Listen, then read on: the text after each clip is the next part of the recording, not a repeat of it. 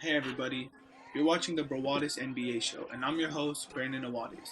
Today's episode, we're going to be discussing the latest NBA trade rumors and news about upcoming free agents. We're going to start off with Denver, who it's known that they have a shaky relationship with their star point guard, Ty Lawson, and apparently they're trying to send him to Sacramento for their sixth overall pick in next year's draft. Sacramento recently hired head coach George Karl, who coached Ty Lawson in Denver a few years back, and Sacramento's they've been trying to make the playoffs these past few years, and they haven't gotten some good results. So adding Ty Lawson would help. I don't know if they would give up the sixth overall pick because you could draft someone who's potentially younger, has a higher ceiling than Ty Lawson, and is going to be way cheaper. Ty Lawson is owed $12 and $13 million over the next 2 years. So I'm not sure if the Kings buy it, but the Nuggets are trying to get that deal done. And now we head over to Cleveland, where David Griffin, Cleveland Cavaliers GM, says he expects LeBron James and Kevin Love to opt out of their contracts, which is no surprise. He also said that he expects both of them to be back. LeBron, he's back. You don't have to worry about that. He's going to re-sign. Short-term, long-term, doesn't matter. He's going back to Cleveland. Kevin Love, on the other hand, it's interesting GM says he's going to re-sign because obviously out of all the big-name free agents, he might be the one that people most expect to leave Cleveland.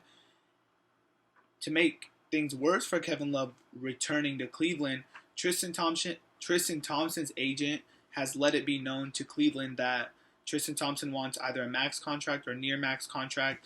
He already turned down a $13 million a year contract over 4 years with Cleveland. So that gives you a little idea of what he's expecting. If they re-sign Tristan Thompson to a max contract, you don't expect to pay max money for someone who's coming off the bench. So if he does get that max contract, which I'm sure he will, just because if you guys didn't know, Tristan Thompson's agent is also LeBron James' agent. LeBron James likes Tristan Thompson. He wants him to stay with the Cavs. That's probably what's going to happen. Also, news regarding Golden State Warriors. First of all, congratulations to the Warriors on winning the NBA championship. It was impressive, mainly because they didn't add anyone to that team, any new players, and they went from being a 6th seed and a first round out in the playoffs to winning the championship. So hats off, that's impressive. They are working on a trade to get David Lee out of there. Not on bad terms, they're on good terms. They spoke with his agent, they spoke with David Lee. They don't want to keep him on the bench. They want to let him go somewhere where he's going to get playing time. I'm not sure if a team's going to buy. He's 32 years old and he makes over $15 million next year. But that's an expiring contract, so it's not like he's going to be on the books for a long time. I'm sure they'll find a trade partner for him. Another thing, Paul Pierce, Clippers. I mentioned it last show. Apparently, the Clippers do have interest in signing Paul Pierce. Doc Rivers recently came out and said that Lance Stevenson will not start as small forward. He's more of a utility player coming off the bench.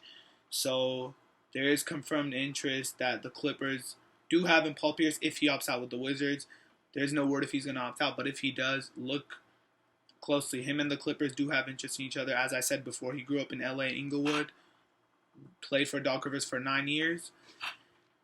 Last but not least, I'm not sure if this is more of a rumor scenario. I'm not sure, but Chad Ford, ESPN insider, came out today and said that if the Knicks don't like anyone available at number 4, that they're going to be looking to trade that pick. If they do trade it, he said something that intrigues them is trading that pick to the Phoenix Suns for star point guard Eric Bledsoe and Phoenix Suns first round pick number 13.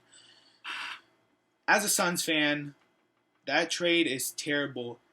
You give up Eric Bledsoe, who's proven to be a starting point guard in this league, two-way player, defense, offense, and still improving. He's only been a starter for a year and a half, not even a year and a half, a year and like 2 months. You're also giving up your 13th pick in a deep draft for the 4th overall pick. Look at it this way. D'Angelo Russell, Jahlil Okafor, and Karl Anthony Towns will likely be gone by number 4. So you're essentially trading Eric Bledsoe and potentially Frank Kaminsky, Devin Booker, Bobby Portis, one of those, Trey Lyles, one of those players, Miles Turner, for who Chris Porzingis, Emmanuel Mudiay. You're giving up Bledsoe and a first-round pick for someone who may or may never turn out to be as good as Bledsoe. I don't like that. If that trade ever did happen, which there's no legs to it, it's just a scenario that he brought up. If that trade did happen, the Knicks would be robbing the Suns. I do not think the Suns go for it. They just traded Dragic last year.